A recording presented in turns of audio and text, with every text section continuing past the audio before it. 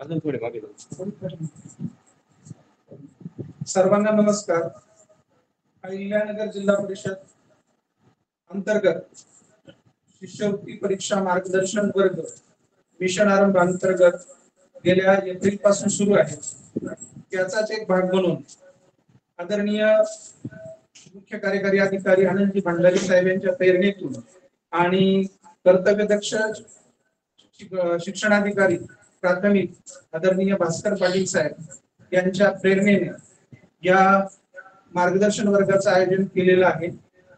आज या वर्गामध्ये अकोले तालुक्यातून इयत्ता 8वी वर्गाचं गणित विषयाचं मार्गदर्शन होणार आहे. गणित विषयाचं मार्गदर्शन जिल्हा परिषद प्राथमिक शाळा कळर बुद्रुकचे पदवीधर शिक्षक याशीर सय्यद सर करणार आहे.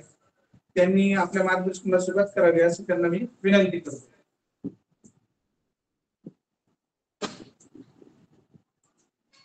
धन्यवाद साहेब. आपण आता सुरुवात करूयात.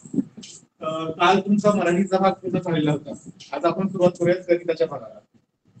गणितामध्ये प्रश्न क्रमांक 26 पासून सुरुवात होते. प्रश्न क्रमांक 26 दिलेला आहे. वर्गमूळ x कंसात घातांक 305 वर्गमूळ x कंसात घातांक 205 अधिक 2 वर्गमूळ x आणि छेदामध्ये दिले 2 वर्गमूळ x चा घातांक 203 गुणिले वर्गमूळ x कंसात घातांक 103 अधिक वर्गमूळ x. तर आपल्याला माहिती आहे घातांकामध्ये जर पाया समान असेल आणि गुणाकार क्रिया असेल तर घातांकांची बेरीज होते.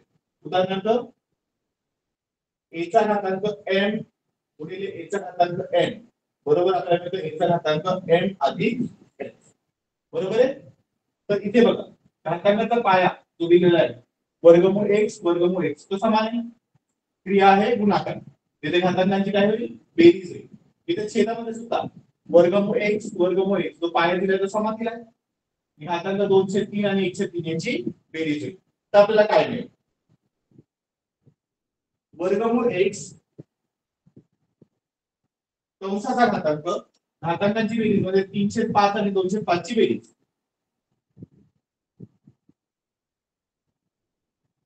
अधिक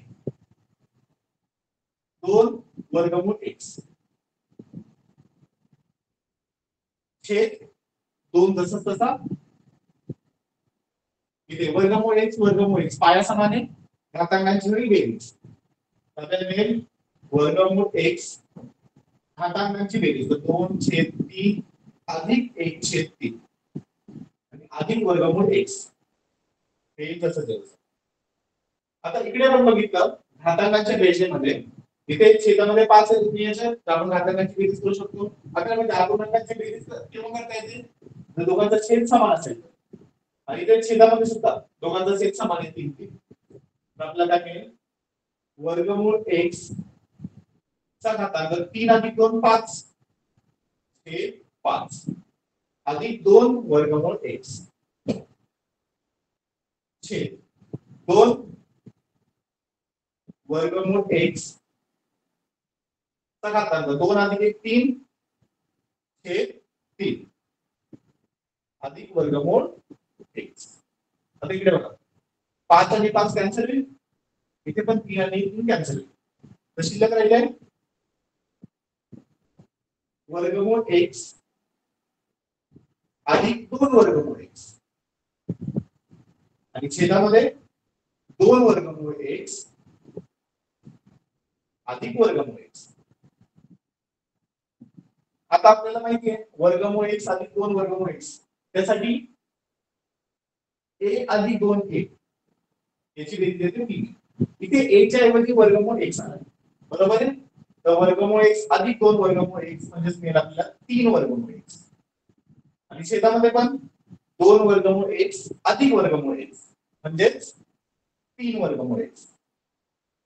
3 कॅन्सल होईल.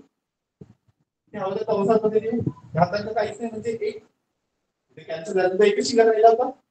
आता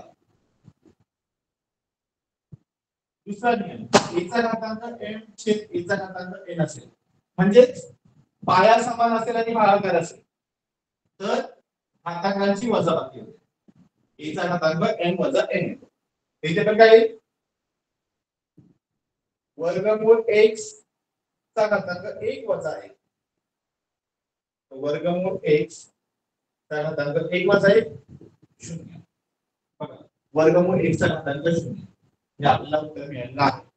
पण प्रश्न व्यवस्थित वाचला तर दोन अचूक पर्याय निवडा. इथे प्रश्नामध्ये आपल्याला दोन अचूक पर्याय निवडायचे आणि याच्यानंतर आपल्याला हे पण माहिती आहे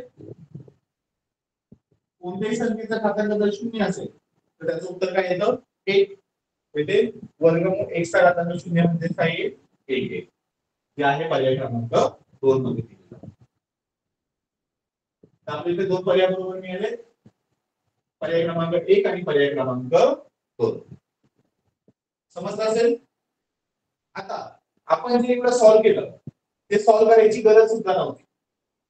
का? कारण प्रश्नामध्ये काय सांगितलंय दोन अचूक पर्याय निवडा. तर जेव्हा पण असा प्रश्न असेल की दोन अचूक पर्याय निवडा तर आपण पर्यायांमध्ये बघायचं कोणत्या दोन पर्यायांची किंमत सारखी आहे. इथे वर्गमूळ x चा घातांक 1 म्हणजे काय मिळणार आहे वर्गमूळ x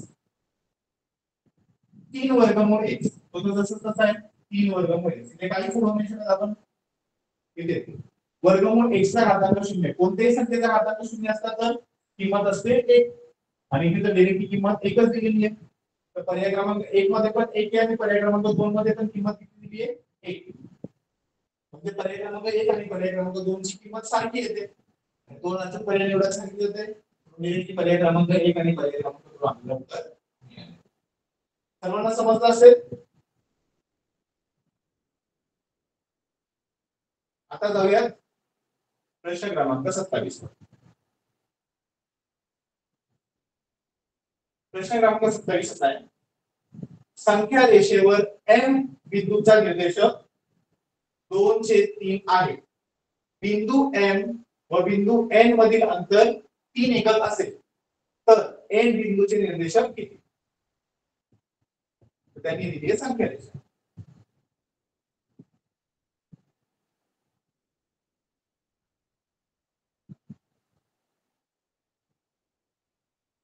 ही आहे संख्या रेषा. इथे असेल 0 इथे काही संख्या असतील 1 2 3 4 5 6 इकडे ऋण 1 ऋण 2 ऋण 3 ऋण 4 ऋण 5 n बिंदू निर्देशांक काय दिलाय 2/3 2/3 म्हणजे धन बाजूस असेल. इथे समजा गेलो आपण m हे आहे 2/3 तर m व n मधील अंतर किती आहे 3 एकक म्हणजे m पासून 3 एकक अंतरावर. तर हे 3 एकक अंतर आपण उजव्या बाजूला पण घेऊ शकतो आणि डाव्या बाजूला पण घेऊ शकतो. समजा उजव्या बाजूला घेतला त्यानंतर किती आहे 3 एकक आणि डाव्या बाजूला घेतला तर त्यानंतर किती असेल 3 म्हणजे n हा बिंदू n च्या उजव्या बाजूला पण असू शकतो आणि डाव्या बाजूला पण असू शकतो. बरोबर. आता हे अंतर किती आहे 3 एकक. तर जर उजव्या बाजूला असेल तर आपल्याला बेरीज करावी लागेल डाव्या बाजूला असेल तर वजाबाकी करावी लागेल. तर 2/3 मध्ये जर आपण 3 मिळवले 2/3 मध्ये 3 मिळवले उत्तर किती येतं काढा तुम्ही आपल्याला याचं उत्तर मिळेल.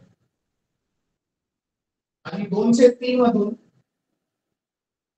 3 वजा केले तर आपल्याला हा बिंदू मिळेल. फटाफट सॉल्व करा आणि उत्तर सांगा. 30 सेकंद आहे तुमच्याकडे.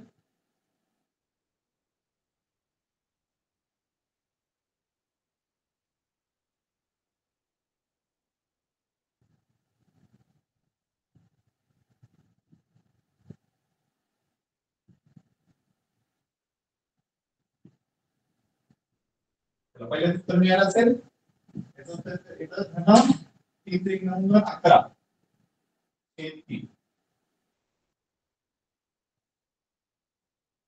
शेवटचे 10 सेकंद.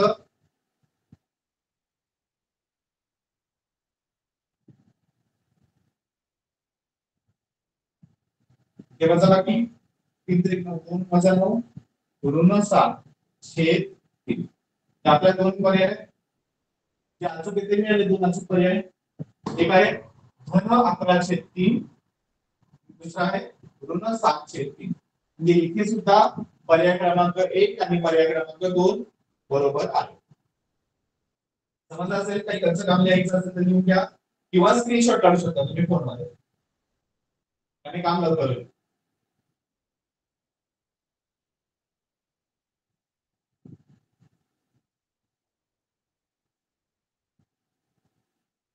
पुढे प्रश्न क्रमांक 28.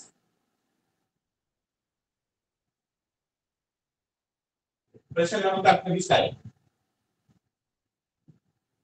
एका शाळेतील इयत्ता 8वीच्या वर्गाच्या ब तुकडीतील मुलींची संख्या मुलग्यांच्या संख्येच्या तिप्पटीपेक्षा 20 ने कमी आहे. तर इथे जी मुलग्यांची संख्या आहे ती आपण x गृहीत धरूया. तर मुलींची संख्या काय दिली आहे? मुलग्यांच्या संख्येच्या तिप्पट म्हणजे 3 पट. 3 पट म्हणजे आपण 3 ने गुणूया. 3 ने कशाला गुणायचं आहे?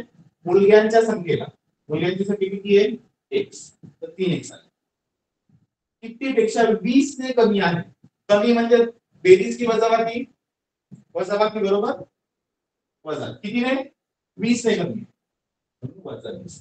तर मुलग्यांची संख्या मिळाली x, मुलींची संख्या मिळाली आहे 3x वजा 20. त्या तुकडीतील मुलांची एकूण संख्या म्हणजे मुलींची संख्या अधिक मुलग्यांची संख्या बरोबर. यांची गणना बेरीज किती दिलेली आहे? 68. तर मुलींची संख्या किती? तर आपलं समीकरण मिळाले 3x वजा 20 अधिक x बरोबर 68. इथून x ची किंमत काढू शकता. फटाफट x ची किंमत काढून द्या मला. बघा बरोबर येते की नाही?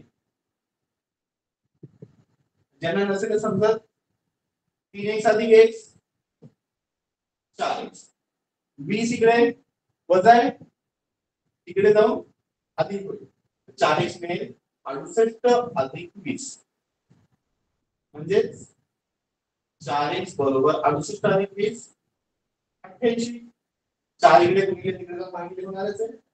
कॅन्सल करूया. 4 इकडे 4 4 गुणिले 8 4 गुणिले 8 तर x मिळाले 22. x ची किंमत मिळाली 22. आपल्याला मुलींची संख्या पाहिजे होती म्हणजे पाहिजे 3x वजा 20. x च्या जागी जर 22 किंमत पकडली तर काय मिळेल? 3 गुणिले 22 वजा 20. 3 गुणिले 22 22 त्रिक 66 66 वजा 20 66 मधून 20 गेले तर 46. उत्तर मिळाले 46 म्हणजे पर्याय क्रमांक 4. सवय लावायची जे कच्चं काम करतोय ते खाली जी चौकट दिली ना कच्चं काम करण्यासाठी त्याच्यातच करायचं.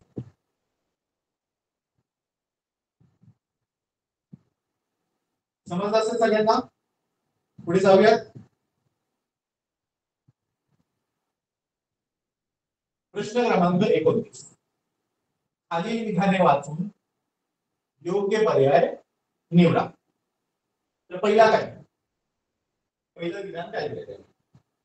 182 या संख्येला 2 ने निषेध भाग जातो. त्यासाठी आपल्याला कसोटी माहिती असायला हव्या. 2 ची कसोटी काय आहे? ज्या संख्येच्या एकक स्थानी 0 2 4 6 किंवा 8 यापैकी एक अंक असेल त्या संख्येला 2 ने निषेध भाग जातो. म्हणजे जर अ दिला 182 या संख्येला 2 ने निषेध भाग जातोय बरोबर आहे. जातोय. पुढे 182 या संख्येला 7 ने निषेध भाग जातो. आपण 7 ची कसोटी जास्त करून बघितलेली नाही. 182 ला डिरेक्टली 7 ने भागून बघूया. 182 भागिले 7 7 दुने 14 18 मधून 14 गेले 4 पुन्हाला 2 7 42 बाकी किती उरली 0 म्हणजे 182 या संख्येला 7 ने निषेध भाग जातो. तर हे सुद्धा विधान बरोबर आहे. पुढे 182 या संख्येला 14 ने निषेध भाग जातो. इथे पण भागून बघूया.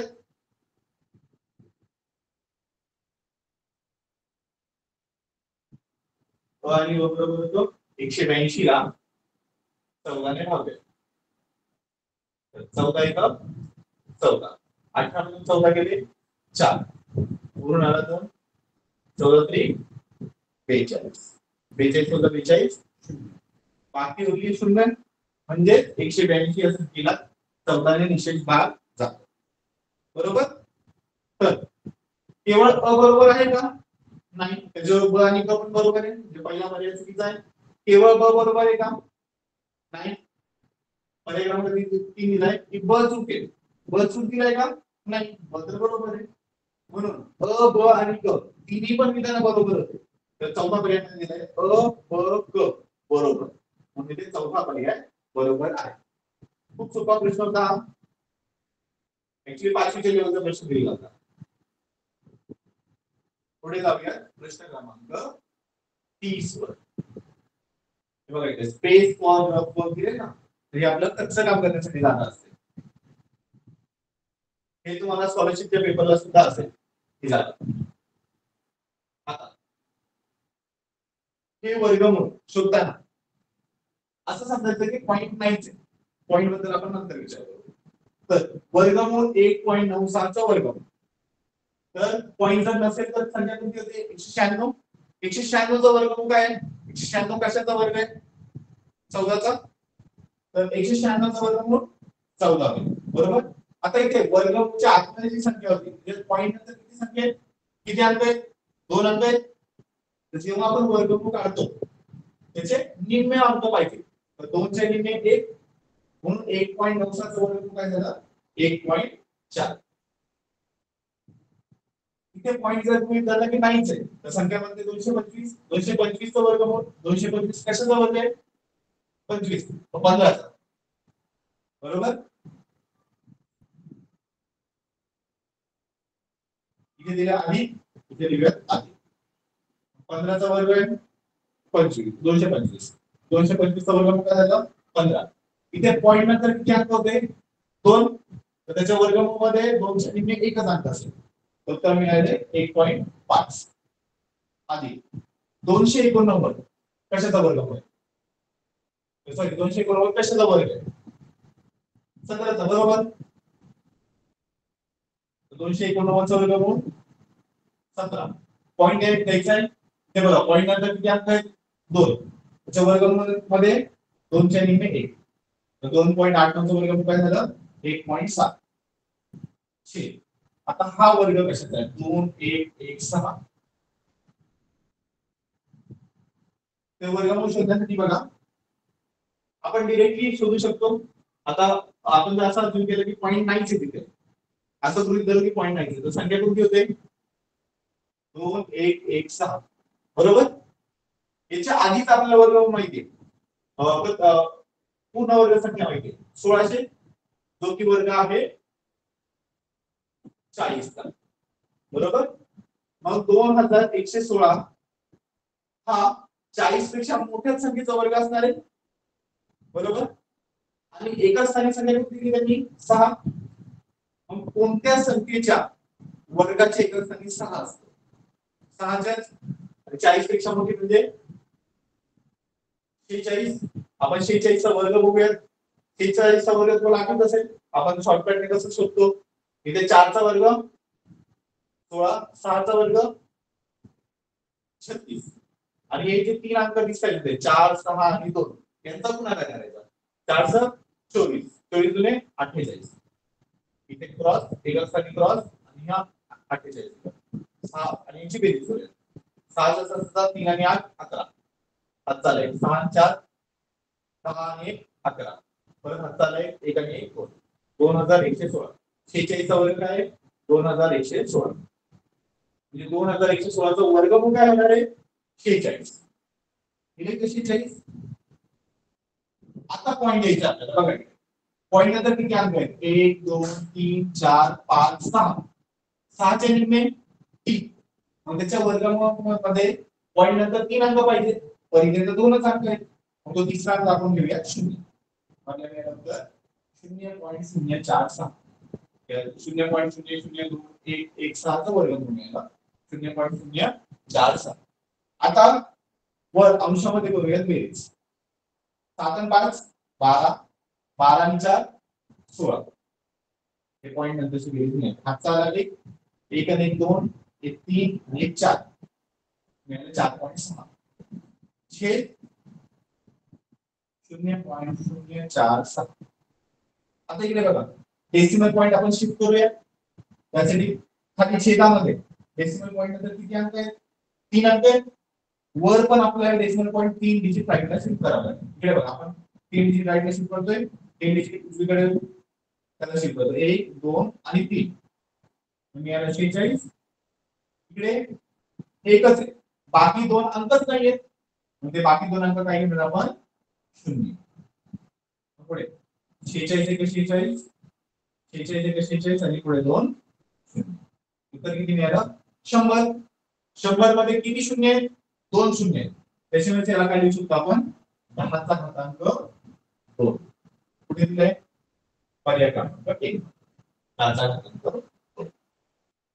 समजलं? त्याचं काम जर लिहायचं असेल तर लिहून घ्या, स्क्रीनशॉट काढायचं असेल स्क्रीनशॉट काढा. स्क्रीनशॉट काढलं तर लवकर होतं, पण ते स्क्रीनशॉट काढायचं तुम्हाला नंतर बघून घ्यायचं.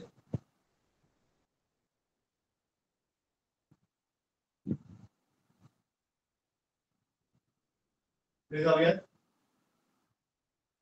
प्रश्न क्रमांक 31.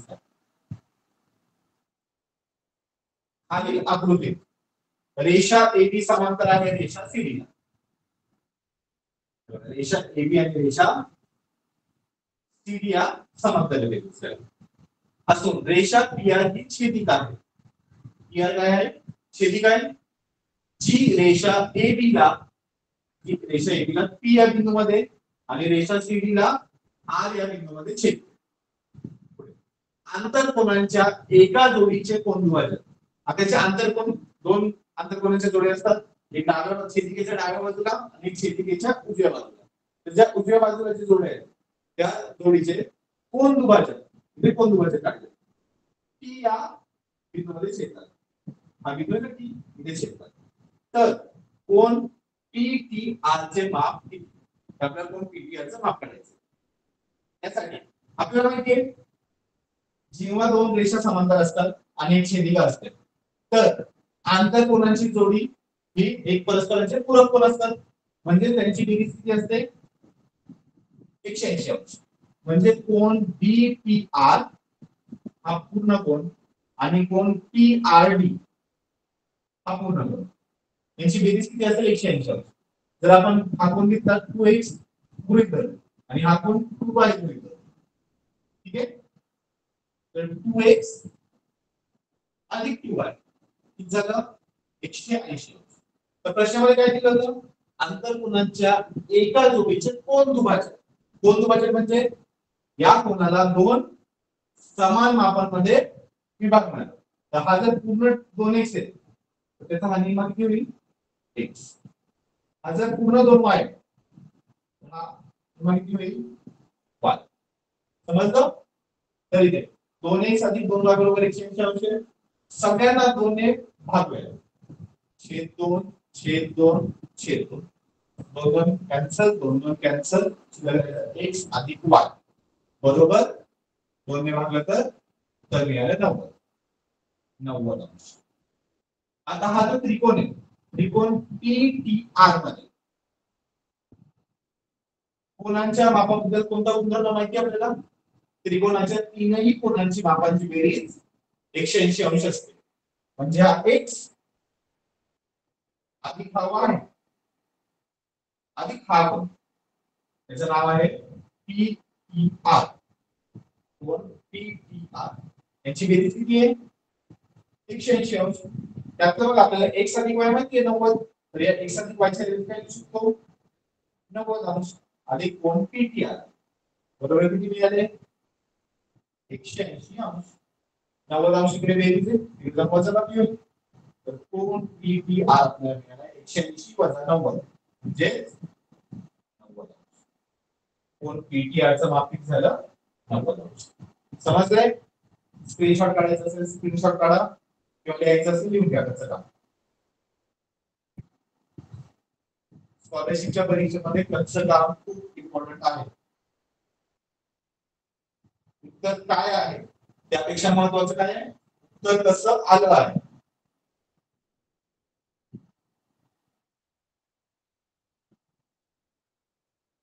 स्क्रीनशॉट झाला असेल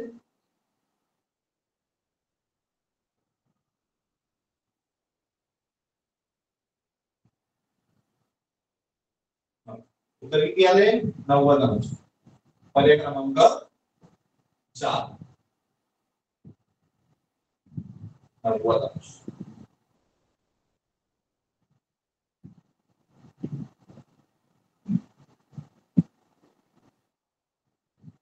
पुढे जाऊया.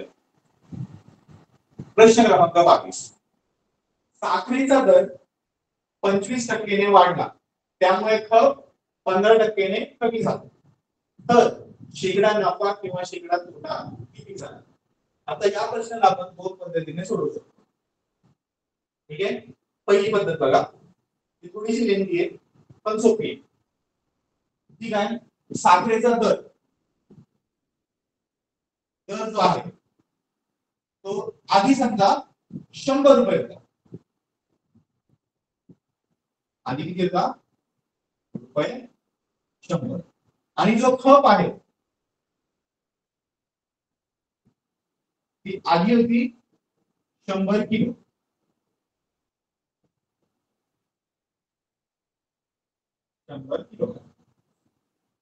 ठीक आहे. दर 100 आणि खप 100 तर एकूण रक्कम किती व्हायची 100 गुणिले 100 एका किलोग्रामची. एका किलोग्रामचा दर किती आहे 100 याचे किती किलोग्राम किती आहेत 100 100 गुणिले 100 रुपये किती शून्य 1 2 3 4 4 शून्य लिहिले झालं 10,000. आता नवीन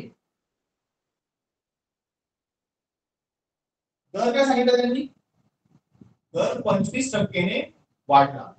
100 चे 25% म्हणजे 25 ने वाढलाय तर 100 मध्ये 25 वाढता येते.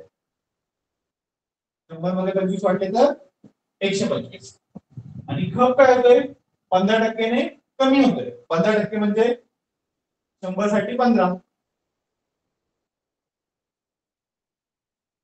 तर 100 मधून 15 कमी झाले तर 85 किलो. ठीक आहे. तर एकूण रक्कम किती मिळते दर आहे 125 खप आहे 85 तर 125 गुणिले 85 पुन्हा करूया 5 5 25 5 गुणिले 10 12 5 1 5 6 8 म्हणजे 40 8 2 16 4 20 8 1 8 2 10 5 2 6 0 1 एकूण रक्कम किती होते 10,625 बरोबर आहे. आधी किती होते 10,000 रक्कम होती आता किती रक्कम आहे 10,625 म्हणजे रक्कम वाढली ते आपल्याला नफा होतोय. जे पर्याय क्रमांक 1 नक्की आहे बरोबर नसणार पर्याय क्रमांक 4 पण नक्की बरोबर नसणार. इथे पर्याय क्रमांक 3 बरोबर असेल किंवा पर्याय क्रमांक 2 बरोबर असेल बरोबर परंतु ते नफा होतोय. आता आपल्याला किती टक्के नफा झाला ते काढायचं त्यासाठी आता किती रक्कम मिळते 10,625 आधी किती होती 10,000 कितीने वाढले 625 रुपये वाढले. आधी किती होतं 10,000 तुम्हाला माहिती असेल ना शेकडा कसं काढतो जितीने वाढले ते सुरुवातीला जी किंमत होती ती तर वाढ छेद सुरुवातीची किंमत गुणिले 100 किती काय 0 0 कट करूया 0 0 कट 0 0 कट 625 छेद 100 आणि 2 शून्य तर डेसिमल पॉइंट 2 डिजिट डायरेक्ट उत्तर मिळेल 6.25 टक्के. तो आहे पर्याय क्रमांक 2 6.25% नफा. समजलं असेल स्क्रीनशॉट काढून घ्या लगेच आपण दुसरी मेथड करूया. दुसरी मेथड बघा जी आहे शॉर्टकट. आता यासाठी काय लक्षात ठेवायचं वाढ. आता दुसरी मेथड व्यवस्थित बघा कारण पुढे याच प्रकारचा एक प्रश्न येणार आहे तेव्हा सुद्धा आपण या शॉर्टकटने सॉल्व्ह करूया. 10 सेकंदात उत्तर येतं. कितीने वाढ आहे 25 ने वाढ. वाढ म्हणजे अधिक कमी कितीने 15 ने वजा 15 समजलं. अधिक 25 वजा 15 किती मिळाले अधिक 25 वजा 15 अधिक 10 याच्यातून आपल्याला वजा करायचंय यांचा गुणाकार 25% आणि हे 15%. टक्के म्हणजे छेद 100 असतं ना, ते दोन छेद 100. दोघांचा गुणाकार किती येतो? 25 गुणिले 15, 25 वाचे 125, 12 चे 25 25 आणि 5 37 छेद 100. खाली 2 शून्य आहेत, डेसिमल पॉइंट 2 डिजिट डावीकडे. नावाचा जसा कसा किती उत्तर आले? 3.75. 10 वजा 3.75 पण येतं. 10 मधून 3.75 गेले तर 6.25. धन म्हणून नफा. इथे जर उत्तर ऋण आलं असतं तर खोटा झाला असता. धन 6.25. धन असल्यामुळे नफा. वेगळी उत्तर मिळाले. मगाशी जेवढं कॅल्क्युलेशन केलं होतं ना, जी आकडेवारी किती करायची ती गरजच नाही. वेगळी उत्तर मिळाले. समजली मेथड? शॉर्टकट. एकाच प्रश्नामध्ये वाढ पण दिली असेल आणि कमी पण दिली असेल तर. बरं, याच प्रकारचा एक प्रश्न आहे आणि तो सॉल्व्ह करून मग आपण ते विचारूया. प्रश्न क्रमांक 34. एका वस्तूची किंमत 20% ने वाढली, काही दिवसांनी पुन्हा 20% ने कमी झाली. ओके, आधी बघा 20 ने वाढते अधिक 20, 20 ने कमी होते ऋण 20. तर धन 20 ऋण 20 शून्य आला, हे प्रॉब्लेम नाही. मग प्रतिबिंब काय करतो आपण? वजा करतो यांचा गुणाकार 20 गुणिले 20 टक्के गुणिले 100. शून्य शून्य कॅन्सल, शून्य शून्य कॅन्सल. काय शून्य 2 गुणिले 2 वजा 2 गुणिले 2 4. शून्य म्हणून 4 गेले, 4 शिल्लक राहिले, ऋण 4 शिल्लक राहिले. मग ऋण म्हणून तोटा किंवा कमी आणि कितीने कमी आहे? 4. तर 4 रुपयांनी कमी. इथे 10 रुपयांनी कमी, 4 रुपयांनी जास्त, किंमत 30 राहील आणि इकडे 4 रुपयांनी कमी. म्हणून पर्याय क्रमांक 3 बरोबर आहे. समजलं? ही शॉर्टकट समजली सगळ्यांना कशी वापरायची? आणि जर आपण ट्रॅडिशनल मेथडने जर आपण सॉल्व्ह केलं असतं तर आपण वस्तूची किंमत समजा 100 ठेवली सुरुवातीला, मग 20% ने वाढते, किंमत किती झाली? 120. बरोबर. मग ती किंमत पुन्हा 20% ने कमी करते. तरी कमी आपण 100 ची 20% नाही करत. जी वाढलेली किंमत होती ना 120, त्याचे 20% काढूया. 120 चे 20%. 20% म्हणजे 20 चे 100, 0 0 कॅन्सल, 0 0 कॅन्सल. 12 दुने 24. मग 120 मधून 24 गेले तर बरोबर. सुरुवातीला जी किंमत 100 रुपये होती ती किंमत आता किती झाली? 96 झाली. 4 रुपयांनी कमी झाली ना. हा, फक्त तेच होतं, 4 रुपयांनी कमी. या मेथडने करा किंवा या मेथडने करा, तर सांगितलं. समजलंय? स्क्रीनशॉट काढून घ्या.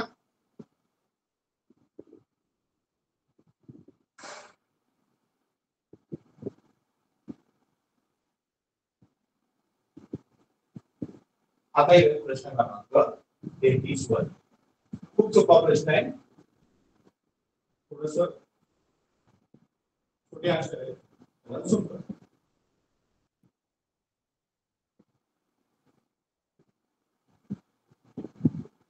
आता a चा घातांक x कंसाचा घातांक y वजा z गुणिले a चा घातांक y कंसाचा घातांक z वजा x गुणिले a चा घातांक z कंसाचा घातांक x वजा y. आता आपल्याला तुम्हाला एक सूत्र माहिती आहे, a चा घातांक n कंसाचा घातांक n असेल, म्हणजे घातांकाचा घातांक असेल तर घातांकांचा गुणाकार होतो n गुणिले n येतो. तर इथे डायरेक्ट आपण घातांकांचा गुणाकार करूया. आपल्याला a चा घातांक x गुणिले y xy ऋण x गुणिले z x गुणिले a चा घातांक y गुणिले z वजा x. किती येतो? y गुणिले z yz वजा y गुणिले z, सॉरी y गुणिले x yx. त्याला अल्फाबेटिकल ऑर्डरने आपण xy लिहूया. गुणिले a चा घातांक zx म्हणजे xz अल्फाबेटिकल ऑर्डरने, धन ऋण z गुणिले y zy म्हणजे अल्फाबेटिकल ऑर्डरने वाय झेड. जो कंस आहे तो सोडवला आपल्याला ती स्टेप मिळाली. आता पुढची स्टेप, जर पाया समान आहे आणि गुणाकार दिला आहे तर घातांकांची बेरीज होते. एचा घातांक एम गुणिले एचा घातांक एम म्हणजे एचा घातांक एम अधिक एम. तिकडे बघा पायाच्या इकडे एच आहे सही आणि गुणाकार दिलाय घातांकाची सिंपली बेरीज होणार आहे. तर xy वजा xz अधिक yz वजा xy अधिक xz वजा yz. बघा इथे xy आलाय आणि इथे वजा xy आलाय. कोणत्याही संख्येमधून ती संख्या वजा केली तर शून्य येतं म्हणजे कॅन्सल होतंय. xy वजा xy कॅन्सल झालं. ऋण xz आणि ते धन xz हे पण झालं कॅन्सल. yz वजा yz हे पण झालं कॅन्सल. सगळं वजाबाकीमध्ये कॅन्सल झालंय म्हणजेच घातांकामध्ये शून्य शिल्लक राहिलाय. म्हणजे एचा घातांक शून्य शिल्लक राहिलाय.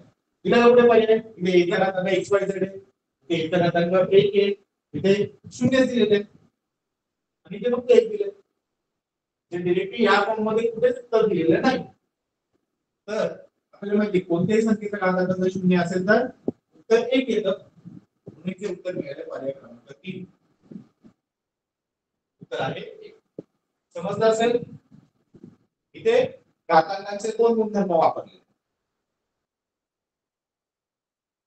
स्क्रीनशॉट काढून घ्या.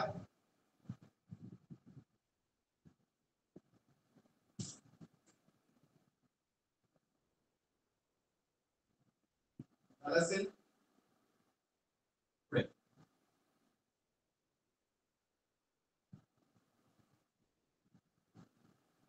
प्रश्न क्रमांक 34 झाला. उत्तर काय प्रश्न क्रमांक 34 4 रुपयांनी कमी. आता प्रश्न क्रमांक 35 एका चौरसाचा कर्ण 7 सेमी आहे. चौरस म्हणजे काय? चौकोनाच्या चारही बाजूची लांबी समान असते आणि चौकोनाचे चारही कोन 90 अंशाचे असतात. ही आकृती होईल. याचा कर्ण कर्णाची लांबी किती आहे? 7 सेमी. चौरसामध्ये चारही बाजू समान लांबीचे. जर बाजूची एक आपण गृहीत धरली हा त्रिकोण म्हणतोय. या त्रिकोणामध्ये जर आपण पायथागोरसचं सूत्र वापरलं तर काय? एका बाजूचा वर्ग अधिक दुसऱ्या बाजूचा वर्ग बरोबर कर्णाचा वर्ग म्हणजे 7 चा वर्ग. x चा वर्ग अधिक x चा वर्ग 2x चा वर्ग बरोबर 7 चा वर्ग म्हणजे 49. ठीक आहे. किंवा इथे 7 चा वर्ग कसं असतं तरी चालेल. तर x चा वर्ग बरोबर 49/2. त्यांनी काय विचारलंय तर त्याच्या बाजूची लांबी किती. बाजूची लांबी विचारली आहे. वर्गमूळ घेऊ कारण आपल्याला x ची किंमत काढायची. x वर्गाची किंमत नाही काढायची. x ची किंमत 49 चं वर्गमूळ 7/2 चं वर्गमूळ वर्गमूळामध्ये बघ. असं दिलं का पुढे तर 7/2 चं वर्गमूळ पुढेच नाहीये. छेद मध्ये वर्गमूळ नाहीच आहे.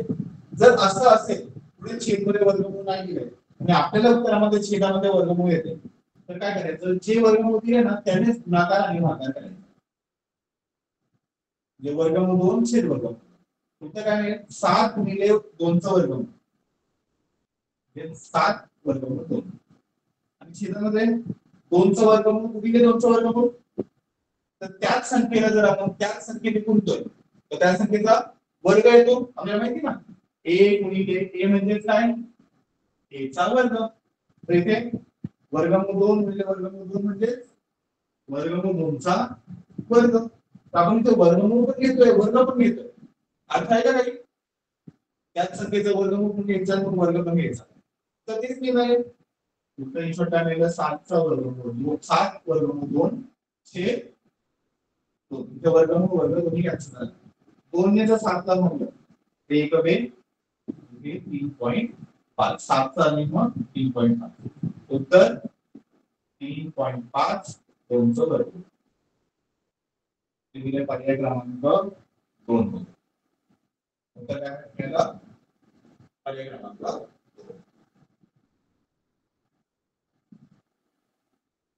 समजलं असेल स्क्रीनशॉट काढून घ्या. पुढे जाऊया.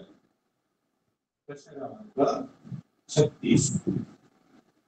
एका वृत्तचित्ती आकाराच्या पिंपाच्या तळाची त्रिज्या 14 सेंटीमीटर आहे. वृत्तचित्ती माहित असेल तुम्हाला कसं असतं. आपण त्याला सिलेंडर म्हणतो. बरोबर. त्यामध्ये पाणी आहे. याच्यामध्ये काय पाणी. त्या पाण्यात 14 सेंटीमीटर लांब, 11 सेंटीमीटर रुंद व 12 सेंटीमीटर उंच असलेला धातूचा तुकडा टाकला. धातूचा तुकडा आहे 14 सेंटीमीटर लांब, 11 सेंटीमीटर रुंद, 12 सेंटीमीटर उंच. म्हणजे ही झाली लांबी, त्याला आपण डिनोट करतो L ने. ही झाली रुंदी, त्याला दाखवतो B ने. ही झाली उंची, त्याला दाखवतो आपण H ने. आणि वर त्रिज्या होती 14 सेंटीमीटर, त्याला दाखवतो उंच असलेला धातूचा तुकडा टाकला असता पिंपातील पाण्याची उंची किती असेल. तर समजा ही सुरुवातीची उंची, मग त्याची उंची काही वाढेल. उंची समजा इथपर्यंत आहे. जे एवढं पाणी तुम्हाला वाढलेलं सुद्धा दिसतंय. ऍक्च्युअली ते पाणी वाढलेलं नसतं, फक्त उंची वाढलेली त्याची. मग ही सुद्धा आकृती काय होती, वृत्तचित्तीच होते. आणि आपल्याला माहिती आहे जर आपण एखादा आकार पाण्यामध्ये टाकतो तर त्या आकाराचं जे गुणफळ असतं ते वाढलेल्या जो आकार आहे त्याच्या गुणफळ एवढं असतं. म्हणजे वृत्तचित्तीचे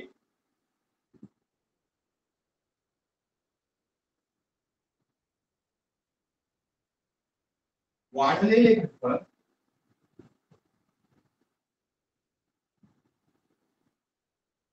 इथे वाढलेले घनफळ म्हणजे पूर्ण घनफळ नाही घ्यायचा, फक्त जे लालवाला पार्ट आहे ना तोच घ्यायचा.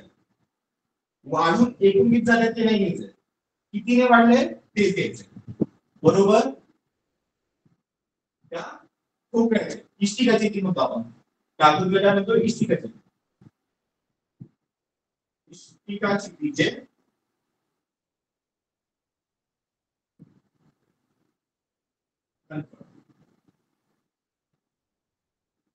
काय लावून नाही. आता वृत्तचित्तीचे घनफळ काय आहे, सूत्र काय, पाय आर चा वर्ग एच. ते एच ला आपण कॅपिटल एच ला. बरोबर. इष्टिकाचित्तीचे घनफळ एल गुणिले टी गुणिले एच. पायची किंमत किती असते 22/7 गुणिले आर ची किंमत 14 सेंटीमीटर आहे. आर चा वर्ग म्हणजे 14 चा वर्ग, 14 चा वर्ग म्हणजे त्याच संख्येला त्याच संख्येने गुणते, म्हणून 14 गुणिले 14 गुणिले त्याची उंची माहित नाही, एच माहित नाही. बरोबर. एल ची किंमत 14 गुणिले बी ची किंमत 11 गुणिले एच ची किंमत 12. इकडे बघा कॅन्सलेशन. इकडचा 14 आणि इकडचा 14 कॅन्सल. बरोबर. इथे 7 1 7 7 दुने 14. 11 1 11 11 दुने 22. 1 बे 20 12. इथे पण 1 बे 3 6. डावीकडे फक्त आणि फक्त एक शिल्लक राहिलं. उजवीकडे 14 गेलाय, 11 गेलाय, 7 12 जाऊन 3 शिल्लक राहिले. एच मध्ये काय मिळाले 3 सेंट. तर पिंपातील पाण्याची उंची किती वाढेल, कितीने वाढते 3 सेंटीने. म्हणजे पर्याय क्रमांक 1. समजलं असेल. इम्पॉर्टंट आहे हे. चित्तीचे वाढलेले घनफळ बरोबर इष्टिकाचे घनफळ आणि त्याचे सूत्र. स्क्रीनशॉट काढून घ्या.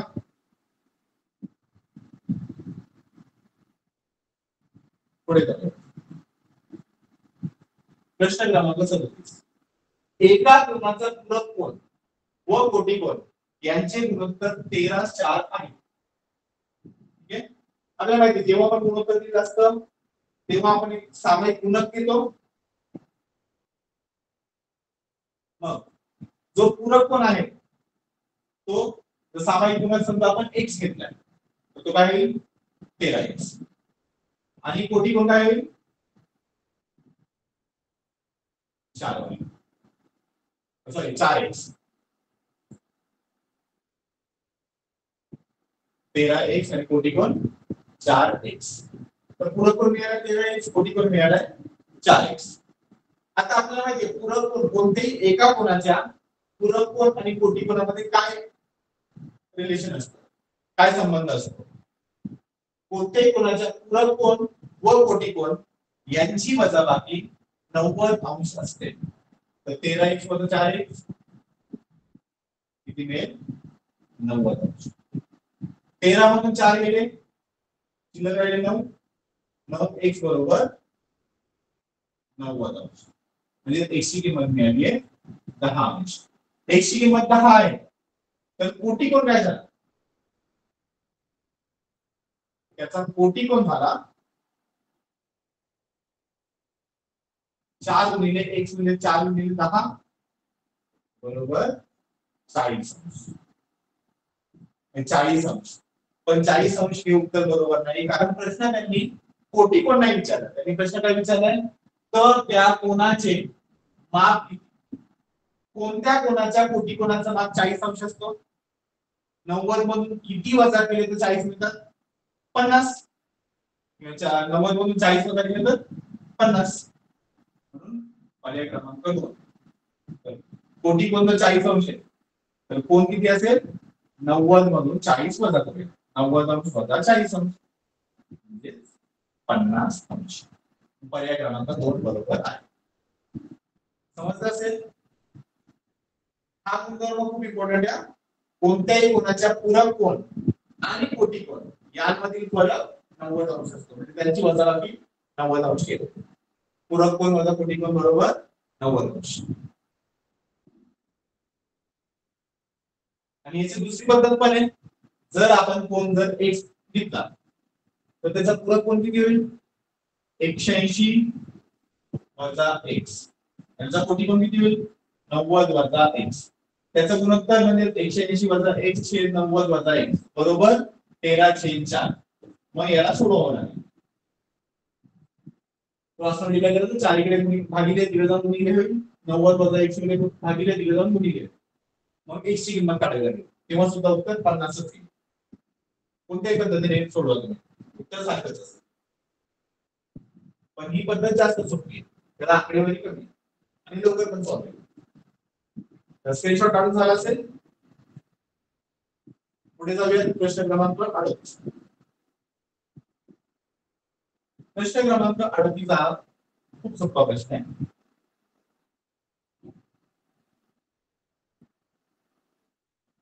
काय दिले एका वर्तुळाच्या केंद्रीय कोनाचे माप 135 अंश आहे एक वर्तुळ दिले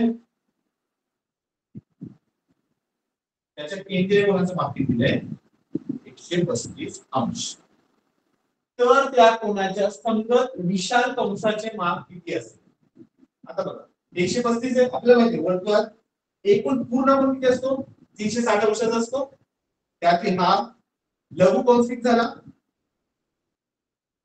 135 अंशाचा आपल्याला हा विशाल कंस विचारला मग एकूण माप 360 तर 360 मधून आपण 135 वजा करूया 360 मधून 135 केले तर 225 अंश बरोबर पर्याय क्रमांक 4 बरोबर आहे समजतंय खूप सोपा प्रश्न होता प्रश्न क्रमांक 38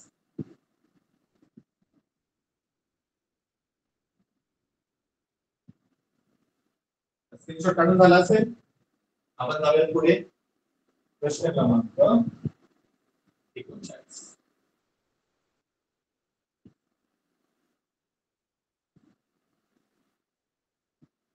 प्रश्न क्रमांक 39 बघा एका मोटारीचा ताशी वेग 50 किलोमीटर असताना एका गावावरून दुसऱ्या गावाला पोहोचण्यास 6 तास लागतात त्याच वाहनाने त्याच गावाला 4 तासात पोहोचण्यासाठी वाहनाचा वेग किती असावा?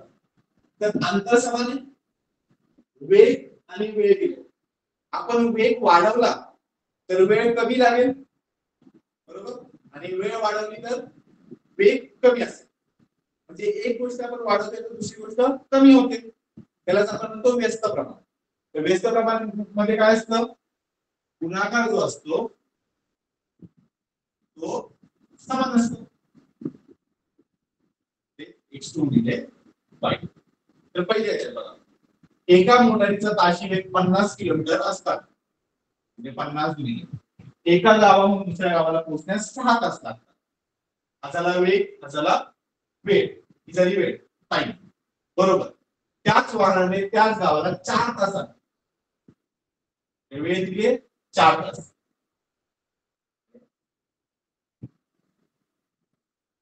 x1 गुणिले y1 बरोबर x2 गुणिले y2. x1 दिले 50, y1 दिले 6, इथे y2 दिले 4, तर x2 ची आपल्याला किंमत काढायची आहे, म्हणजे वेग विचारलेला आहे. 4 इकडे गुणिले तिकडे जाऊन भागिले 50 गुणिले 6 छेद 4 बरोबर x2. 4 ने भागूया, 2 ने भागूया, 2 ने 4, 2 6, इकडे वेग वेग 50 का 2 ने भागले तर 25 येतं, 25 गुणिले 3 75, इथे x2 मिळाले 75. तर वेग किती असायला हवा? 75 किलोमीटर, 875 किलोमीटर, जे दिले पर्याय क्रमांक 4 मध्ये. समजलं असेल? व्यस्त प्रमाणावर आधारित हे उदाहरण आहे.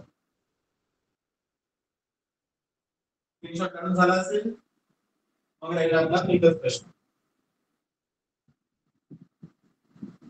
प्रश्न क्रमांक 40. एका दुकानदाराने 200 रुपये डझन या दराने 50 डझन वह्या खरेदी केल्या. ठीक आहे, त्या सर्व वह्या 225 रुपये डझन दराने विकल्या, तर त्याला शेकडा नफा किती झाला? आता किती डझन खरेदी केल्या त्याच्याशी काही देणं घेणं नाहीये, कारण आपलं शेकडा विचार. तर शेकडा एकासाठी जेवढा असेल तेवढंच 50 साठी पण असणार आहे. तर बघा, 200 रुपये डझन याने या दराने खरेदी केले, तर विकल्या कितीला? 225 रुपये, बरोबर. तर एका डझन मागे त्याला नफा किती झालाय? 25 रुपये, बरोबर. किती खरेदी किंमतीसाठी?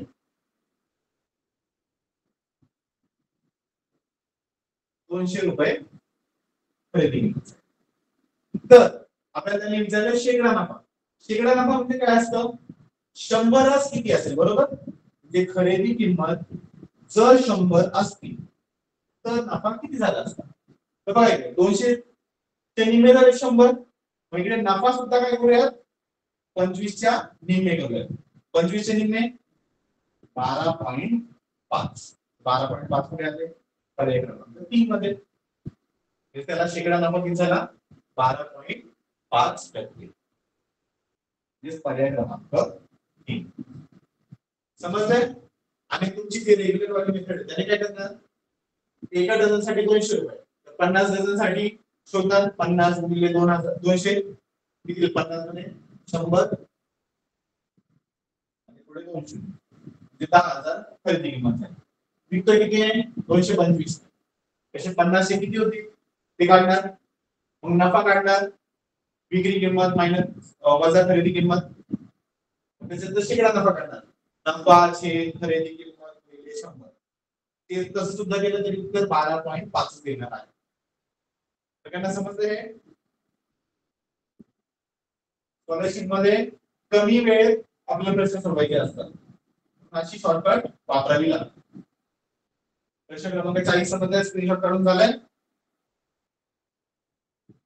त्याबद्दल एक असेल तुम्ही लिहू शकता. 100 म्हणजे 200 च्या निम्मे,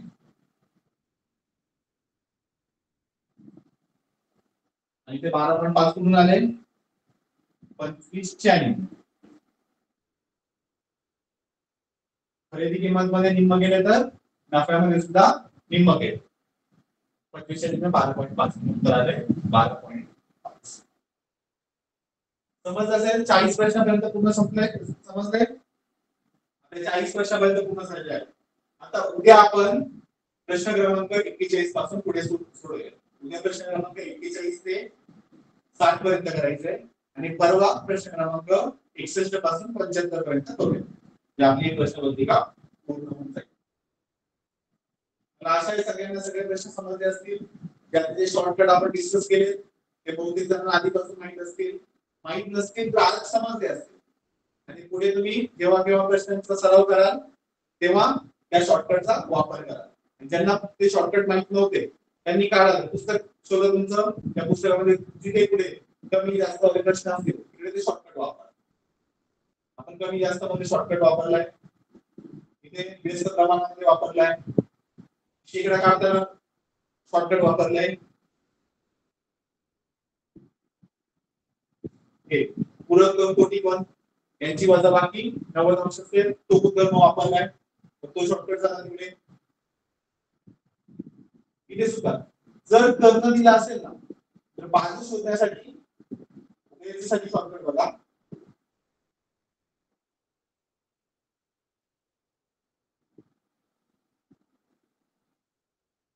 कर्ण असेल तर बाजू शॉर्टकट काय म्हणतो. बाजू काय होते कर्ण वर्गमूळ 2 छेद 2. ठीक आहे. आणि किंवा याला जसं लिहू शकतो कर्ण छेद वर्गमूळ 2. आणि जर बाजू दिली असेल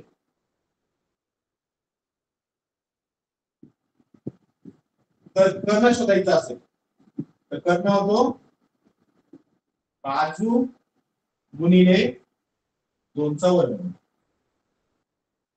त्याच्यात काढून घ्या असतील. आता शॉर्टकट हवा असेल तर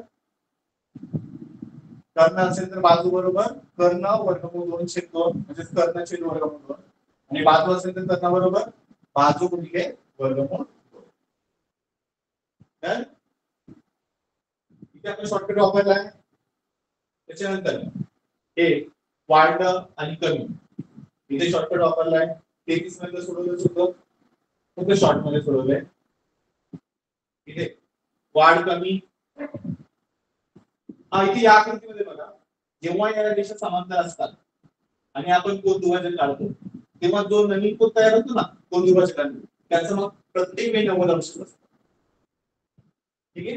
हे तुम्ही कमी जास्त करा. याची छेदिका आहे ना छेदिका अशी जरी असेल तर आणि जेव्हा कोन दुभाजकांनी कोन बनतो तरी त्याचं माप किती असतं 90 अंश असतं. हा एक शॉर्टकट मिळाला. बाकी मी सोडवलं सुद्धा हे कसोटी आहे. हे पण सोडवलं सुद्धा. इथे उजवीकडे असताना बेरीज डावीकडे असताना वजाबाकी करतो. 2/3 अधिक 3 म्हणजे 11/3 उत्तर मिळालं होतं आणि 2/3 वजा 3 म्हणजे ऋण 7/3 उत्तर मिळालं.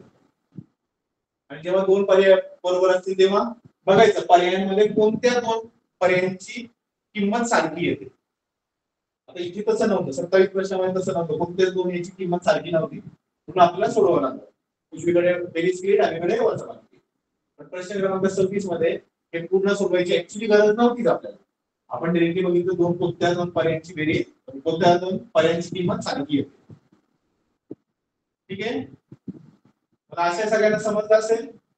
उद्या आपण प्रश्न क्रमांक 41 पासून पुढे सोडवूया. सगळ्यांना धन्यवाद.